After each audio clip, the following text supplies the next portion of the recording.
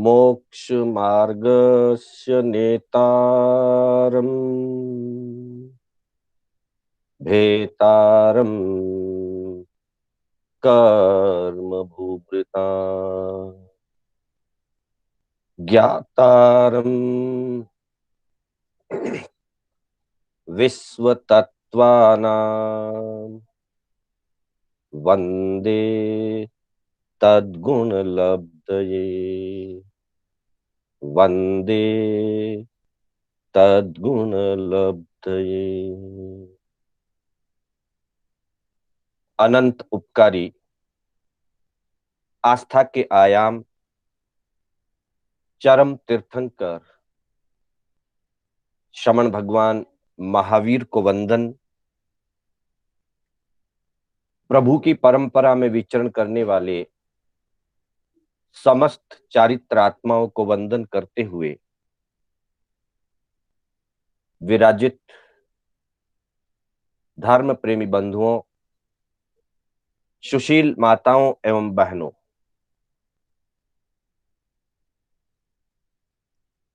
कर्नाटक जैन स्वाध्याय संघ एवं जयनगर संघ के माध्यम से मैं शांतिलाल बोहरा आप सभी का हार्दिक स्वागत एवं अभिनंदन करता हूं। आत्म बंधुओं, हमारी कक्षा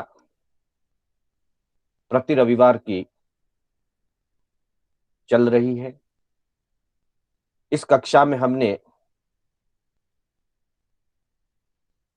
पहले की दो कक्षाओं में तीर्थंकरों के जीवन की, जिसमें प्रभु ऋषभदेव एवं प्रभु महावीर के जीवन दर्शन का श्रवण किया। उसके बाद दान विषय को लेकर के हमने अपनी कक्षा प्रारंभ की है। दान के विषय पर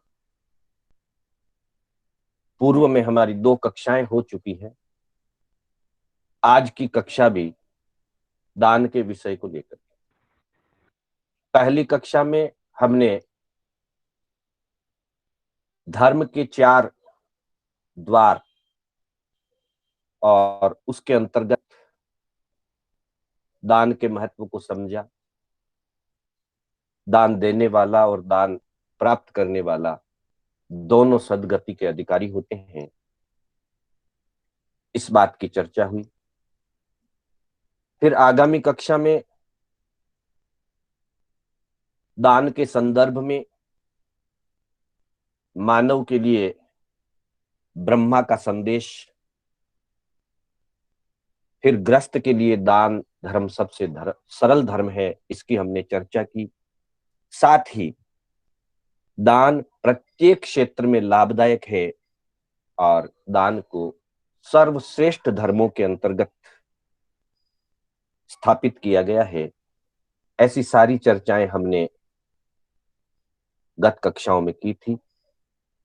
आज की कक्षा में इन्हीं चीजों को आगे बढ़ते हुए और दान का क्या क्या महत्व बताया गया है।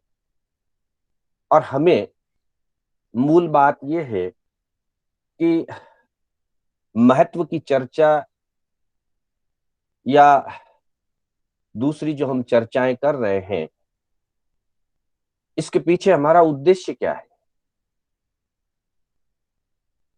हमें इन गाथाओं को, इन महत्वपूर्ण सूक्तियों को सुन करके अथवा इनका ज्ञान प्राप्त करके महापुरुषों के जीवन के कुछ अंग सुन जान करके उनके प्रसंगों को जान करके हमारे अंतर में दान की भावना जागृत हो। हम दान धर्म के लिए स्वप्रेरित बने, यही एकमात्र हमारा उद्देश्य है। और इसी उद्देश्य को लेकर के हम विभिन्न प्रकार के उदाहरणों को, वे उदाहरण आगमों के हैं, ग्रंथों के हैं, कुछ परंपरागत किंवदंतियों के भी हो सकते हैं। हमारा उद्देश्य रिसर्च करना नहीं है कि जो धारणाएं हम सुनते आ रहे हैं या कही जा रही है उसका प्रमाण क्या है, उसकी सिद्धि कैसे होती है, ये हमारा विषय नहीं। रिसर्च करने वाले उस पर रिसर्च करते हैं। हमारा उद्देश्य ही स्व प्रेरणा लेकर के स्व में धर्म की जागृति करना ही हमारा उद्देश्य है। तो आज की कक्षा हम प्रारंभ करते हुए एक बहुत छोटा सा, बहुत सामान्य सा उदाहरण चंद चरित्र के अंदर बताया गया है कि व्यक्ति के पास जो कुछ होता है उसके वो दो तरह से उपयोग कर सकता है। एक उपयोग है कि वो अहोभाव पूर्वक सेवा की भावना से, सहयोग की भावना से किसी को दे देता है, दान रूप में दे देता है। अथवा वो स्वयं उसका उपभोग कर सकता है। ये दो ही मुख्य रूप से वस्तु के उपयोग हैं। या तो दिया जाए या खाया जाए। शरीर के लिए भोजन आवश्यक है, भोजन करने की मना नहीं है, लेकिन दान के महत्व को समझाने के लिए एक छोटी सी बात कह करके इसमें बहुत अच्छी प्रेरणा दी गई है दान के लिए। कहा है चंद चरित्र के अंदर, प्रदत्तस्य प्रभुक्तस्य दृश्यते महदंतरम, दत्तम श्रेयांसि संसूते विष्ठा भवति भक्षितम।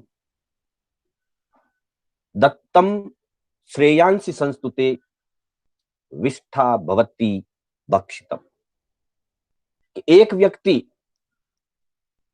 अपने अधिकार का भोजन किसी दूसरे व्यक्ति को देता है, उससे श्रेय गुण की प्राप्ति होती है, उससे उसके जीवन में, उसकी आत्मा में श्रेष्ठता और पवित्रता का विकास होता है। दत्तम श्रेयांसि संस्तुते, देने से श्रेयस्कर गुण बढ़ते हैं, मतलब आत्मा में पवित्रता आती है। और विष्ठा भवति भक्षितम, जो भोजन कर लिया जाता है, जो खा लिया जाता है, वो तो अंततः मल रूप ही बनता है। इसमें भोजन करने का निषेध नहीं है, बस उस बात को महत्व दिया गया है कि खाते तो है ही है, रोज खाते हैं, सब खाते हैं, और खा करके उसका परिणमन मल रूप ही होगा। लेकिन उसी में से कुछ दे दिया जाए, थोड़ा सा भी किसी को दे दिया जाए, तो दत्तम श्रेयांसि संस्तुते, देने से व्यक्ति श्रेय को प्राप्त होगा, जीवन में श्रेष्ठता बढ़ेगी। एक छोटी सी बात को कहकर के चंद चरित्र के अंदर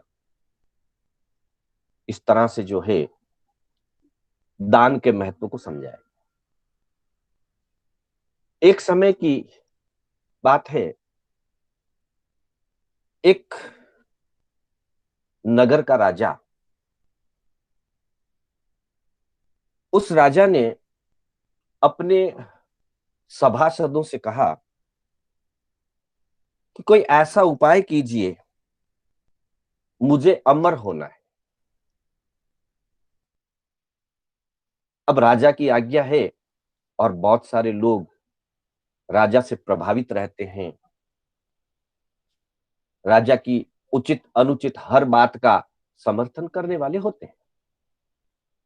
कुछ एक ही ऐसे होते हैं जो वस्तु स्थिति की चर्चा करते हैं, वरना सामान्यतया लोग राजा महाराजा की बात में हाँ में हाँ मिलाते हैं।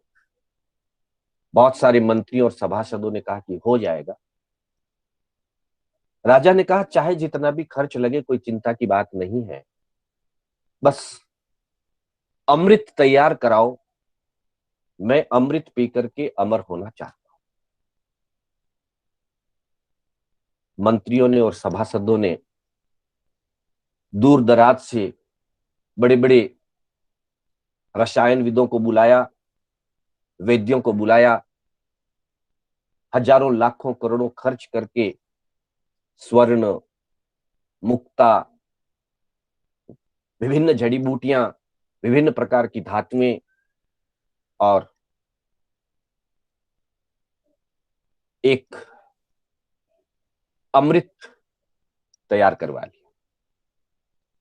राजा ने जब जानकारी ली कि अमृत तैयार हो गया है तो उसने शुभ दिन देख करके, शुभ मुहूर्त देख करके उस अमृत को पीने का एक समारोह आयोजित करवाया।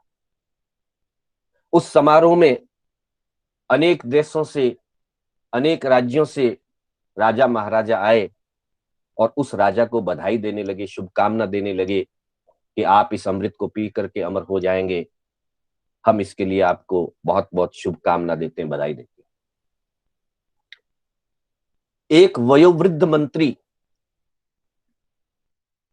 वो चुपचाप बैठे रहे, उन्होंने बस राजा को नमस्कार किया और बैठ गए। कोई भी प्रकार की बधाई या इस अमृत को पीने के संबंध में, अमृत के संबंध में कोई शुभकामना नहीं। राजा को ये बात खटकी। राजा ने मंत्री से पूछा कि आप हमारे देश के बहुत वरिष्ठ मंत्री हैं,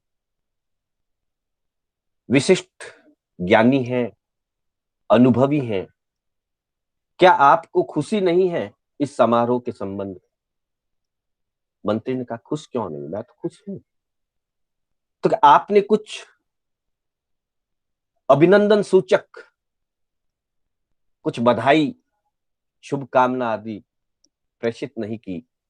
मेरे अमरत्व से आपको प्रसन्नता नहीं है क्या?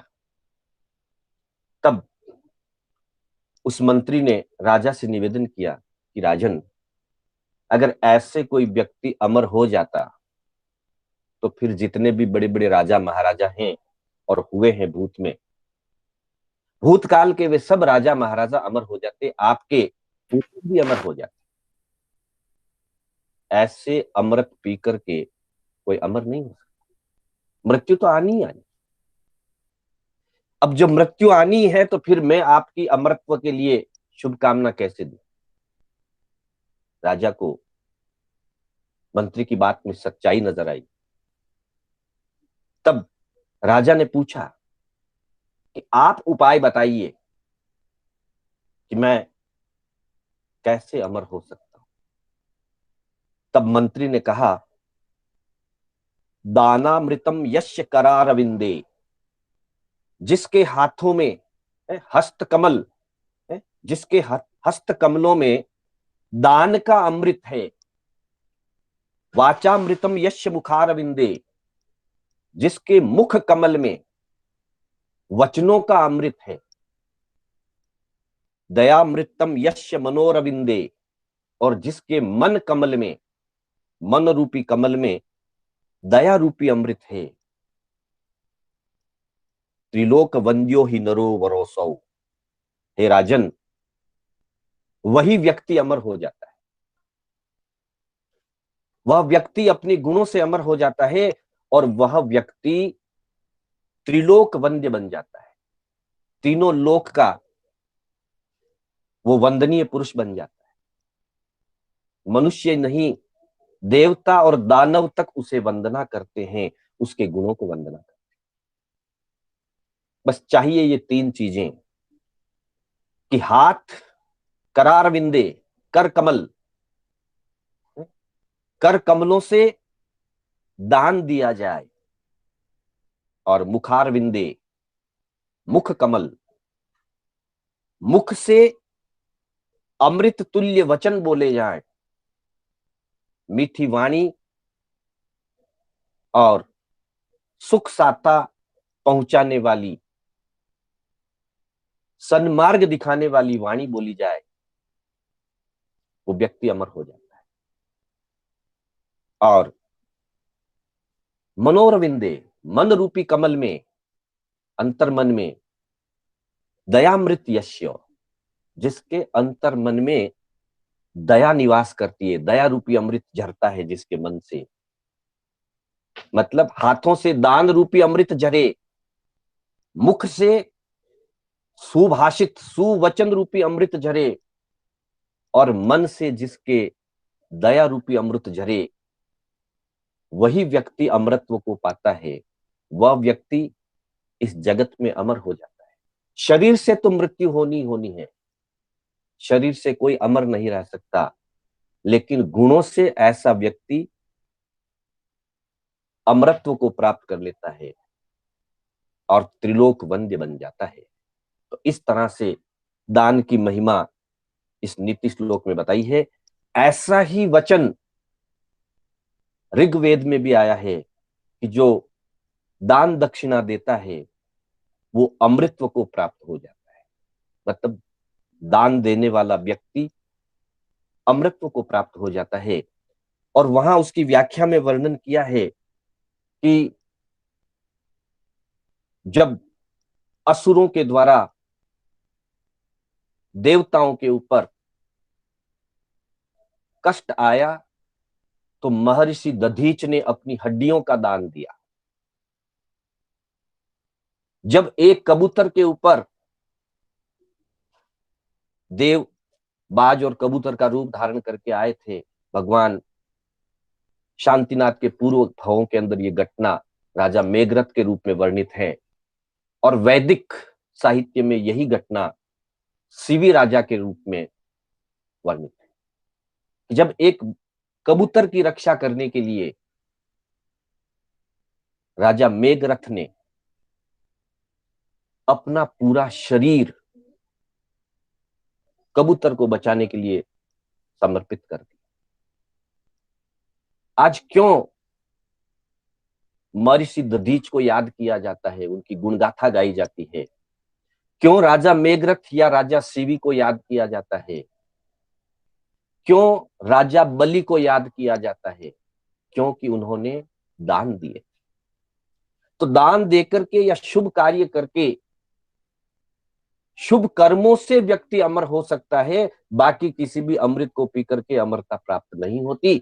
ऐसी बात उस मंत्री ने राजा को समझाई, और तब राजा ने कहा कि आज से ये आयोजनों पर जो खर्च हो रहा है उसे बंद किया जाए, और जो भी जरूरतमंद लोग हैं उनको दान आदि देकर के उनकी सुख सुविधा की व्यवस्था करके वास्तविक अमरत्व को पाया जाए।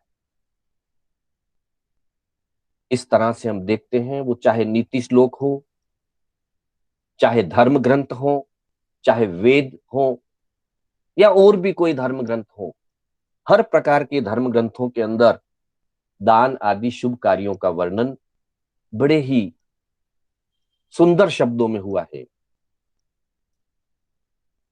ऐतिहासिक काल की एक घटना इसके संदर्भ में आती है कि किसी समय धारा नगरी के अंदर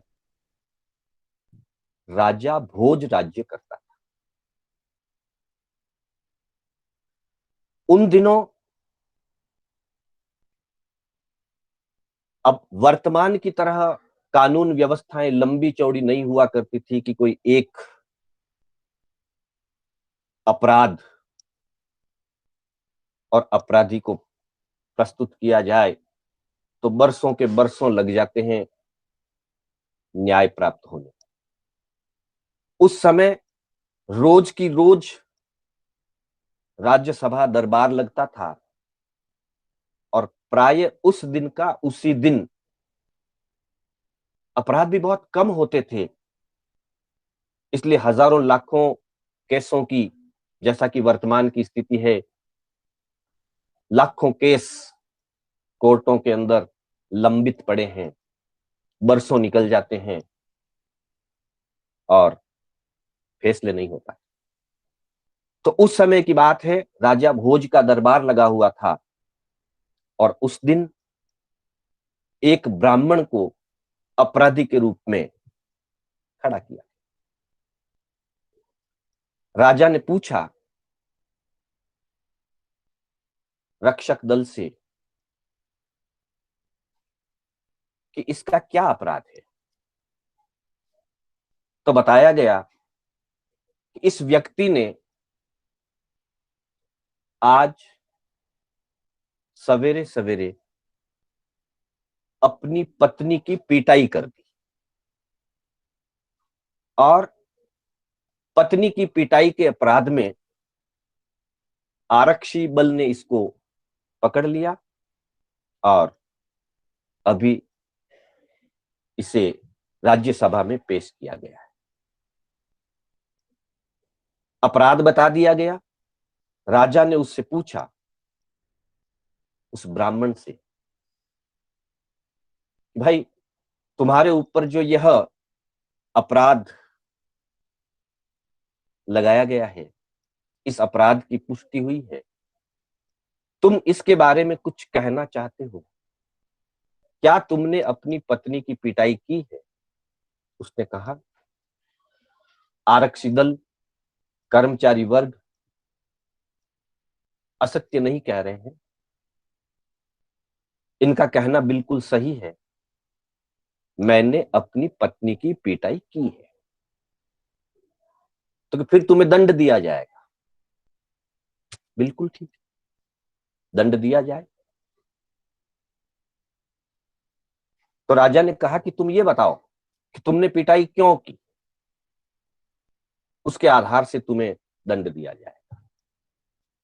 उस ब्राह्मण व्यक्ति ने कहा, मैं अपनी बात रख देता हूं, फिर आप निर्णय करिए कि अपराध क्या है और किसका अपराध है, उसके अनुसार आप दंड दीजिए, मैं दंड लेने के लिए स्वीकार। तब उस ब्राह्मण ने कहा, अंबा तुष्यति न मया न तया, सापि नाम्बया न मया, अहमपि न तया न तया, वद राजन कश्य दोषोयम। ब्राह्मण था, विद्वान था, राजा भोज स्वयं विद्वान था, विद्वानों की वहां राजा भोज के दरबार में सदा आदर सत्कार हुआ करता था। तो ब्राह्मण ने विद्वत्तापूर्ण भाषा में अपना पक्ष रखा। राजा ने पूछा था, तुमने अपनी पत्नी की पिटाई क्यों की? तो ब्राह्मण ने उसका जवाब दिया कि हे राजन, मेरी माता न मुझसे संतुष्ट है और न मेरी पत्नी से संतुष्ट है। अर्थात मेरी मां की मेरे साथ भी नहीं बनती है और मेरी पत्नी के साथ भी नहीं। इसी तरह से मेरी पत्नी की भी न मेरे साथ बनती है और न अपनी सास के साथ बनती है। अर्थात मेरी पत्नी भी न मुझसे संतुष्ट है और न मेरी सास से संतुष्ट है।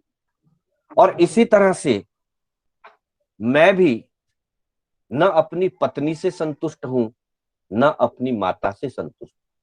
मतलब घर में हम 3 सदस्य हैं, मैं हूं, मेरी माता है, मेरी पत्नी है। हम सिर्फ 3 सदस्य हैं।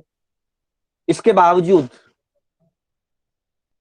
किसी भी व्यक्ति की अन्य 2 व्यक्तियों के साथ संतुष्टि भाव नहीं है, प्रेम भाव नहीं है, बनता नहीं। मेरी अपनी मां से और अपनी पत्नी से नहीं बनती, मेरी पत्नी की मेरे से और मेरी मां से नहीं बनती, और मेरी मां की मेरे से और मेरी पत्नी से नहीं बनती। अब आप बताइए इसमें दोष किसका है? मैंने अपनी पत्नी की पिटाई की है, मैं उस अपराध को स्वीकार करता हूं, लेकिन वस्तु स्थिति ये है। और इस वस्तु स्थिति में राजन आप बताइए कि दोष किसका है? वद राजन कस्य दोषोयम, इसमें दोष किसका है? आप बताइए। क्योंकि राजा बड़ा विद्वान था, विद्वत्ता को समझने वाला था। राजा ने इस बात को सुन करके 2 मिनट के लिए चिंतन किया। चिंतन करके राजा ने फैसला दिया, और जो फैसला दिया वो सुन करके हम ही चकित नहीं होंगे, वहां राज्यसभा में जितने भी लोग थे वे सारे चकित हो। ऐसा क्या फैसला दिया होगा? तो बंधुओं, राजा ने इस अपराध का फैसला दिया और अपने राज्य के भंडार के जो भंडारी थे, खजाने के जो रक्षक थे, उनको आदेश दिया, भंडारी को आदेश दिया कि इस ब्राह्मण का जो अपराध है उसकी सजा ये है कि इसे 1000 स्वर्ण मुद्राएं दी जाए। अब देखिए, जिस व्यक्ति ने अपनी पत्नी की पिटाई की और पूछने पर बताया कि हाँ मैंने पिटाई की है, और यह भी बताया कि हमारे घर में किसी का भी किसी के साथ प्रेम भाव नहीं है, बनती नहीं है, और उसका इस अपराध के फलस्वरूप न्याय के रूप में, सजा के रूप में राजा ने 1000 स्वर्ण मुद्राएं देने का निर्णय दिया। सभासदों ने भी प्रश्न पूछा कि राजन, अगर इस तरह से इसको 1000 स्वर्ण मुद्राएं दी जाएगी तो फिर तो कल से लाइन लग जाएगी। लोग घर में अपने परिवारजन की, पत्नी की आदि की पिटाई करके अपराध के रूप में आएंगे, और उनको लगेगा कि भाई पत्नी की पिटाई करने से 1000 स्वर्ण मुद्राएं राजा देता है, ये तो अच्छी बात है। तब राजा ने कहा नहीं, ऐसी बात नहीं। कोई व्यक्ति क्रोध के कारण, आवेश के कारण, नाराजगी के कारण घर में सभी अनुकूलताएं होते हुए यदि लड़ाई झगड़ा करेगा, मारपीट करेगा, तो उसे तो राज्य से वही दंड दिया जाएगा जो अपराधी को दंड दिया जाता है। लेकिन इस ब्राह्मण देव की बात सुनकर के मुझे यह एहसास हो गया है कि भले व्यक्ति हैं, भला परिवार है, फिर भी घर में किसी की किसी से नहीं बनती।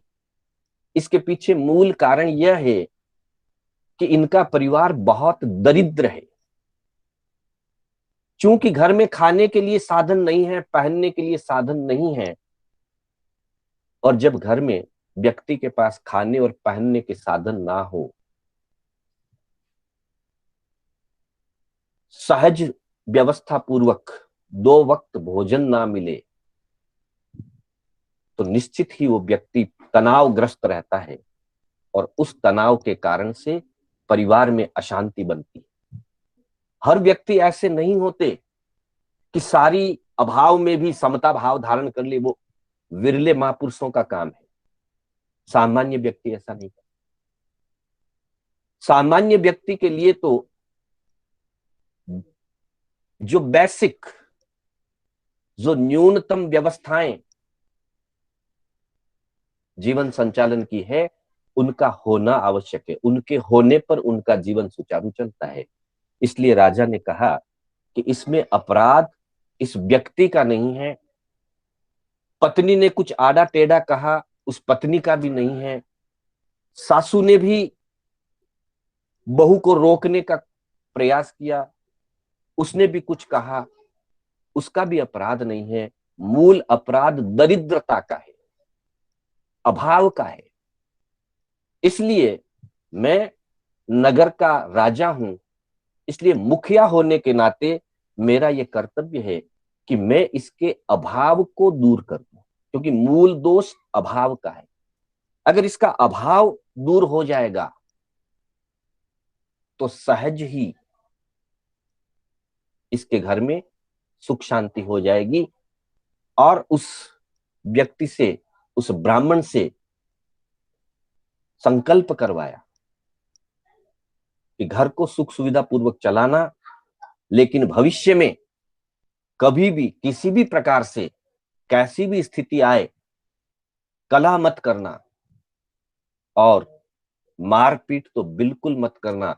अगर कभी दोबारा मारपीट करने का प्रसंग बना तो तुम्हें कड़ी से कड़ी सजा दी जाएगी। मतलब अपराधी को सजा भी मिलनी चाहिए, लेकिन अपराधी के कष्टों को भी दूर किया जाना चाहिए। कष्ट दूर हो जाएंगे तो अपराधी अपना अपराध करना छोड़ देगा। कष्ट को दूर करके अगर अपराधी से अपराध ना करने का संकल्प कराया जाए तो वो अपराध से अलग हो जाएगा। मात्र सजा दी जाए और उसकी कष्ट और दुविधाओं का कोई उपाय नहीं किया जाए तो वैसी स्थिति में प्राय करके अपराधी अपने अपराध को सजा भोगने के बाद भी अपराध वृत्ति को नहीं तोड़ पाता है, अपराध वृत्ति को नहीं छोड़ पाता है और आगे से आगे अधिक अपराध करने लगता है। तो ये मुखिया का कर्तव्य है। जैसा राजा भोज ने किया, हर व्यक्ति के लिए, हर प्रमुख व्यक्ति के लिए ये एक प्रकार से जो है प्रेरणा की बात है कि हर व्यक्ति को अपने देश, अपने राष्ट्र, अपने समाज, अपने अड़ोस पड़ोस में इस बात का ध्यान रखना चाहिए कि जो व्यक्ति बहुत अभावग्रस्त है, भली प्रकृति का है, पर अभावग्रस्त होने के कारण उनके जीवन में परेशानियां और जीवन के अंदर कष्ट बढ़ रहे हैं, तो वैसी स्थिति के अंदर जो है हमें उनका सहयोग करके, हमें उनका सहकार करके उनके कष्टों को मिटाना चाहिए। और कष्टों को मिटाने से व्यक्ति धर्म भावना में जुड़ जाता है। कष्ट और अभाव रहने से प्राय व्यक्ति पाप के मार्ग की ओर चलता है। जैसा ब्राह्मण ने लड़ाई झगड़ा किया, क्लेश किया, मारपीट किया, ये पाप का मार्ग है, अधर्म का मार्ग है। लेकिन जब उसको अनुकूलता मिल गई और उसे अपराध करने से संकल्प करवा दिया कि आज के बाद ऐसा अपराध नहीं करेगा, तो वह व्यक्ति धर्म भावना में जुड़ गया। तो दान आदि देकर के व्यक्ति को धर्म भावना में जोड़ा जा सकता है। दान आदि देकर के व्यक्ति को अपराध से मुक्त कराया जा सकता है, उसकी अपराध वृत्ति को छुड़ाया जा सकता है। तो ऐसी स्थिति में कहा गया है कि व्यक्ति को अपने कर्तव्य का ध्यान रखना चाहिए। जिसके पास अनुकूलताएं हैं, जिसके पास जरूरत से ज्यादा अपनी आवश्यकताओं की पूर्ति के बाद भी जिसके पास अतिरिक्त साधन है, उस अतिरिक्त साधन का कम से कम दूसरे आवश्यकमंद, जरूरतमंद लोगों के लिए सदुपयोग किया जाए, जिससे अपराध वृत्ति कम हो जाती है और परिवार में, नगर में, देश में सुख शांति बढ़ती है। इसलिए जो है ऐसा कहा गया है कि व्यक्ति को दान आदि, परोपकार आदि भावना में आगे बढ़ना चाहिए। फिर एक बात कही गई कि दान आदि देने से क्या लाभ होता है, क्या प्राप्ति होती है। वैसे तो सबसे उत्तम फल मोक्ष की प्राप्ति होती है, लेकिन एक बहुत अच्छी बात तमिल धर्म ग्रंथ कुरल, बहुत सारे लोगों ने कुरल के संबंध में सुना होगा और बहुत सारे लोगों के लिए शायद यह अपरिचित भी हो सकता है। बंधुओं, कहा जाता है जैसे वेदों का महत्व है, वैसे ही तमिल साहित्य के अंदर कुरल का महत्व है। उसे तमिल का वेद ही कहा जाता है। उस कुरल नामक ग्रंथ में दान के संबंध में एक बहुत अच्छी बात लिखी है। वहां लिखा है, पर निंदा भयम यस्य पर निंदा भयम यस्य विना दानम न भोजनम। पर निंदा भयम यस्य बिना दानम न भोजनम कृतिनस्तस्य निर्बीजो वंशो नैव कदाचन। बहुत सुंदर बात लिखी है। दो बातें कही है इसमें। एक तो कहा है कि जिस व्यक्ति को पर निंदा से भय लगता है, अर्थात जो व्यक्ति पाप भीरू होता है, जो भी बात कही जाती है उसके पीछे कोई न कोई अपेक्षा होती है, हम उसके सार्वभौम अर्थ को, उसके रहस्य को समझने का प्रयास करें। तो कहा कि पर निंदा भयम यस्य, जिस व्यक्ति को पर निंदा करने में भय लगता है, अर्थात जो व्यक्ति पर निंदा नहीं करता है, अर्थात जो व्यक्ति पाप भीरू होता है, पाप के कार्य नहीं करता है, और साथ ही कहा कि बिना दान दिए जो भोजन नहीं करता है, बिना दानम न भोजनम। और इसी बात को देखिए, हमारे यहाँ कहा गया है कि भाड़े पर बैठ करके भावना भाए। भोजन करने के लिए जब भी हम बैठे तो अतिथि संविभाग की, दान की, आहार दान की भावना भाए। सामान्य रूप से पहले याचक, भिखारी, पशु, पुराने जमाने में तो भोजन बनते ही पहली रोटी गाय की बनती थी, फिर कुत्ते की रोटी बनती थी, याचक के लिए रोटी बनती थी। 4 रोटियां तो पहले ही अलग रखी जाती, वो दूसरों को खिलाने के बाद घर वालों के खाने के लिए भोजन बनता। बिना दान दिए भोजन नहीं करते। आज की परिस्थितियां कुछ अलग है, याचक प्राय मिलते नहीं हैं, गाय और कुत्ते भी सामान्य भाव से नहीं मिलते, परंतु भावना तो भाएं, और जहां अवसर मिले वहां दान दें। तो कहा कि बिना दानम न भोजनम, जो व्यक्ति, जो परिवार दान दिए बिना भोजन नहीं करता है, अर्थात पहले दान देता है फिर भोजन करता है, और पर निंदा अर्थात दूसरों की निंदा नहीं करता, किसी की बुराई नहीं करता है, किसी की बुराइयों की चर्चा नहीं करता है, पाप से डरता है, ऐसा व्यक्ति, ऐसा परिवार कृतनस्तस्य निर्बीजो वंशो नैव कदाचन। ऐसा, ये दो काम करने वाले का मतलब पाप के कार्य ना करने वाला, पाप से डरने वाला, और नियमित रूप से दान देने वाला, दान दिए बिना भोजन ना करने वाला, ऐसे व्यक्ति का वंश कभी निर्बीज नहीं होता है। निर्बीजो वंशो नैव कदाचन, कभी भी उसका वंश निर्बीज नहीं होता है, मतलब उसकी वंश परंपरा हमेशा चलती रहे। अपेक्षा है कहने की, अर्थात दान आदि देने से जो शुभ भावना बनती है, उस शुभ भावना के कारण उसका परिवार, उसका घर, उसका जीवन फलता फूलता है। यही बात एक दोहे के अंदर कही गई है, धन चाहे तो धर्म कर, राज चाहे तो तप, पुत्र चाहे तो दया दान कर, सुख चाहे तो जप। बंधुओं, यह दोहा किसी प्रसंग पर जीवन जी नाम के एक मुनि, जैन मुनि, जैन संत, जीवन जी नाम था उनका, कुछ 100, 150, 200 साल पुरानी घटना रही होगी, बहुत पुरानी घटना नहीं है, बिल्कुल वर्तमान की नहीं है, 100 से 200 साल के बीच।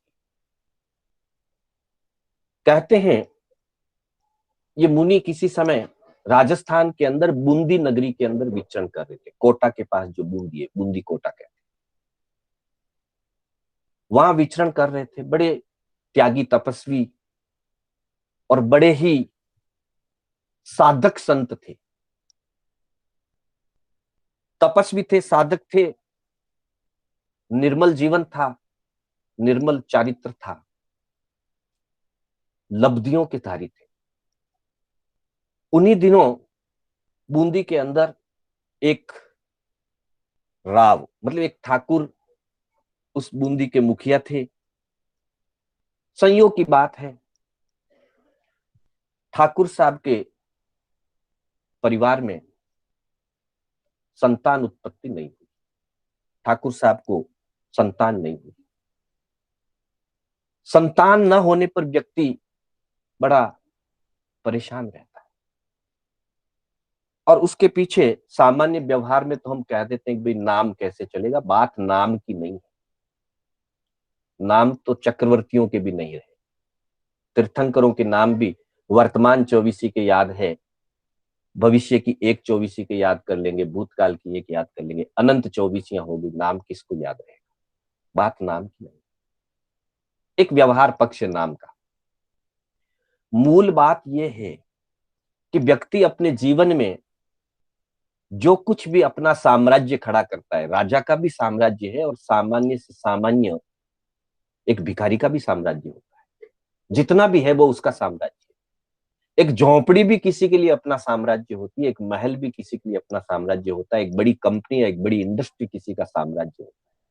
हर व्यक्ति की अपना कुछ न कुछ अंपायर हुआ करता है।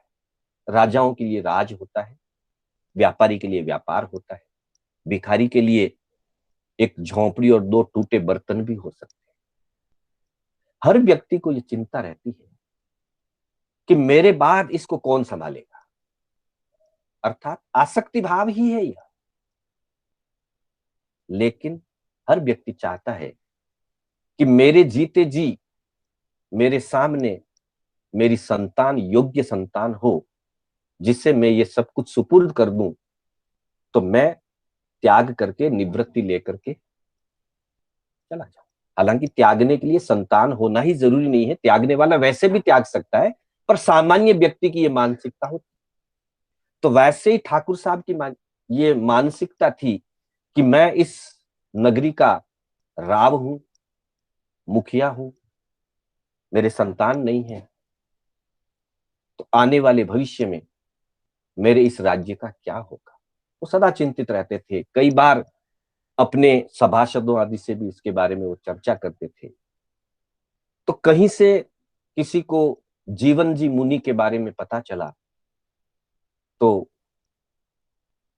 उन सभासदों ने ठाकुर साहब से निवेदन किया कि ठाकुर साहब, एक जैन संत, फकीर संत अभी बूंदी में विराज रहे हैं, और ऐसा सुना है कि उनकी बहुत वचन सिद्धि है, अतः आप उनके चरणों में जाइए और आशीर्वाद प्राप्त करिए, तो आपका मनोरथ पूरा हो जाएगा।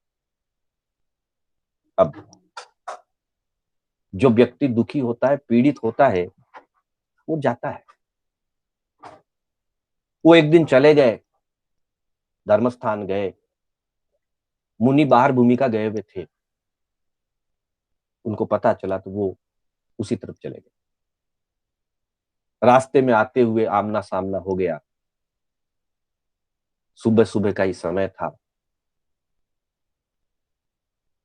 ठाकुर ने मुनिराज को वंदना करी, सुख सत्ता पूछी। मुनिराज ने कहा, भाई आज सवेरे सवेरे ठाकुर साहब कैसे आना हुआ, क्या बात है? कि भगवान क्या बताऊं, बड़ा दुखी हूं, बड़ा पीड़ित हूं, बस आपकी कृपा चाहिए। संतान नहीं है, आपको वचन सिद्धि है, आपका आशीर्वाद मिल जाए तो मेरा मनोरथ फल जाए। मुनिराज ने कहा, ठाकुर हम तो जैन संत हैं, निष्प्रिय हैं, त्यागी हैं, संसार और संसार वृद्धि की बातों से हमारा कोई लेना देना नहीं, इसलिए ना तो हम किसी को आशीर्वाद देते हैं, न किसी को हम श्राप देते हैं, न हम किसी पर अनुग्रह और न किसी के ऊपर कदाग्रह। हम इन संसार की चीजों से दूर। ये हमारा काम नहीं है। ठाकुर साहब ने कहा, बड़ी भावना लेकर के आया। मुनिराज ने कहा कि जो हमारा विषय नहीं है, जो हमारा क्षेत्र नहीं है, उस क्षेत्र में हम कुछ बोलते नहीं। हम तो मात्र धर्म उपदेश देते हैं, धर्म की बातें बताते हैं, बस धर्म की बातें बता सकते हैं। धर्म मार्ग मार्ग पर चलो, हम तो सिर्फ इतना उपदेश देते हैं। और उस संदर्भ में कहते हैं कि मुनि जी ने यह दोहा कहा था, धन चाहे तो धर्म कर, राज चाहे तो तप, पुत्र चाहे तो दया दान कर, सुख चाहे तो जप। मतलब उन्होंने, दोहा तो हो सकता है बाद में किसी कवि ने रचना की हो, पता नहीं, उनके भाव ये थे कि जीवन में सुख शांति चाहिए तो दया दान धर्म जप तप, बस ये करो। इनके करने से जीवन में सब अनुकूलता और सारे सुख सुविधाओं की प्राप्ति होती है। धर्म के सिवाय दूसरा कोई आधार नहीं है। ठाकुर साहब को ये बात हितकर लगी। वहीं से वो गुरु वंदन करके अपनी राजसभा में गया और उन्होंने पहला कार्य ये किया कि मेरे राज्य में, क्योंकि गुरुदेव ने दया और दान की बात कही है, इसलिए मेरे राज्य में जितने भी, मेरे नगर में जितने भी कसाई खाने कत्ल खाने चल रहे हैं, राज आज्ञा से उन्हें बंद करवा दिया। उन्होंने कत्ल खानों को बंद करवा दिया और कहा कि जहां भी कोई दुखी अभावग्रस्त है, उनके लिए दानशालाएं खोल दी जाए। सब मेरी संतानें हैं। राजा के लिए सारी प्रजा संतानवत होती है। सब मेरी संतानें हैं। मेरी संतानों को सुखपूर्वक जीवन का अधिकार मिलना चाहिए। दानशालाएं खुलवा दी। ये तो वर्तमान की घटना है। आगम काल के अंदर भी हम देखें, राय पशेणी सूत्र के अंदर वर्णन मिलता है। प्रदेशी राजा जब केशी कुमार के संपर्क में आया, धर्म का बोध मिला, और आगम में स्पष्ट वर्णन है कि परदेसी राजा ने केसी कुमार से, केसी मुनि से प्रतिबोध पाकर के राज्य को प्राप्त होने वाली जितनी भी राजस्व, जितना भी कर आदि प्राप्त होता था, उसके 4 हिस्से करके एक हिस्सा परोपकार के लिए लगाया। रायपर्शनी सूत्र के अंदर इसका उल्लेख मिलता है। और दानशालाएं आदि खुलवाई। ठीक वैसे ही ये प्रसंग मिलता है कि उस समय बूंदी के अंदर ठाकुर साहब ने दया और दान का बहुत काम किया। संयोग की बात है, दान आदि देने से अंतराय कर्म टूटता है, अशुभ कर्म टूटते हैं, शुभ कर्मों का, पुण्य का उपार्जन होता है। पुण्य के उपार्जन से संयोगवश ठाकुर को संतान भी प्राप्त हुई। संतान का होना और दान का देना आपस में कोई संबंध नहीं है, लेकिन दान आदि देने से, और चूंकि उन्होंने कत्ल खाने आदि बंद करवाए, तो दया का, अनुकंपा का प्रभाव जीवों को साता उपजाई। उनके भी साता वेदनीय का बंद हुआ। जीवों को सहयोग दिया, उनके भी उसी प्रकार के शुभ कर्मों का उदय आया, और संयोग से उनको संतान की प्राप्ति हुई। ऐसी बातें अनेक मिलती है। मात्र अन्य धर्मों में या अन्य ग्रंथों में या किंवदंतियों में ही नहीं, धर्म ग्रंथों में भी ऐसा वर्णन मिलता है कि दान देने से, रत्नसार रयनसार नाम का एक ग्रंथ, उसमें बताया है कि दान देने से माता पिता मित्र पत्नी धन धान्य वाहन वस्तु जमीन संसार सार सोखम, संसार के जितने भी सारभूत पदार्थ हैं अथवा जिनमें संसारी व्यक्ति को सुख सुविधा की प्राप्ति होती है, ऐसी सारी चीजें मादु पिदु मित्तम कलत्त धन धन वत्थु वाहन विषयम संसार सार सोखम जान सुपत्त दान फलम। आचार्य ने रयन सार ग्रंथ के अंदर 20वें गाथा में ये बताया है कि ये सारी चीजें सुपात्र दान का फल समझना चाहिए, अर्थात माता पिता, मित्र, कलत्र, कलत्र यानी पत्नी, धन धान्य, वत्थु, वत्थु यानी जमीन मकान, वाहन व्हीकल्स, विषयम इंद्रियों की व्यवस्था के साधन, संसार सार सोखम संसार के जितने भी सारभूत सुख सुविधा देने वाले पदार्थ हैं, इन सबको सुपत्र दान फलम जानू, इन सबको यही जानना चाहिए कि सुपात्र दान देने के ये फल हैं।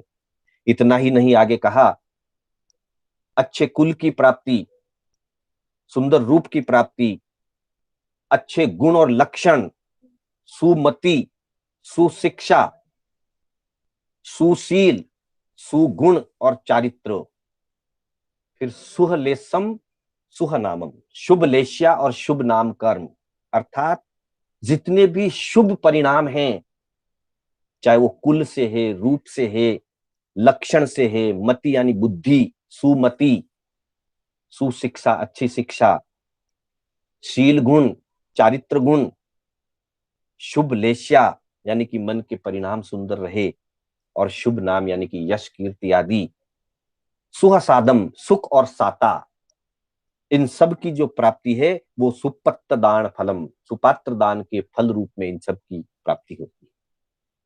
आगे बढ़कर के पद्मनंदी 25 नाम के एक ग्रंथ में ये कहा गया है, सौभाग्य शौर्य सुख रूप विवेकिता विद्या, विद्या वपुर धन गृहाणी कुले च जन्म, संपद्यते अखिलमिदं किल पात्र दानात्, तस्मात् किमत्र सततम क्रियते न यत्न।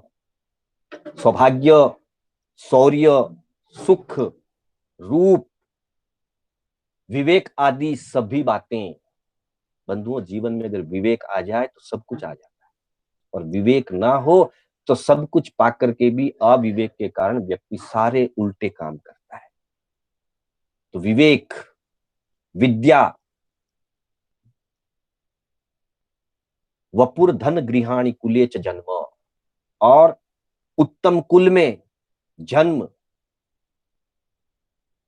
संपत्ति, सब कुछ, पात्र दानात अखिलम इदम, ये सारी वस्तुएं पात्र दानात पात्र में दान देने से प्राप्त होती है, तस्मात् किमत्र सततम क्रियते न यत्न।